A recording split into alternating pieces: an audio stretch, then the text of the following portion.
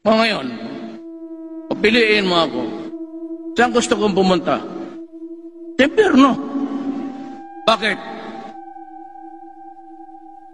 Tignan mo kung sino yung nasa langit.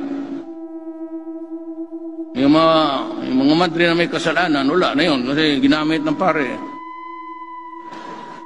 Yung mga mabait na tao, yung ano, saan ang pinakamagandang babae dito sa Cagayan?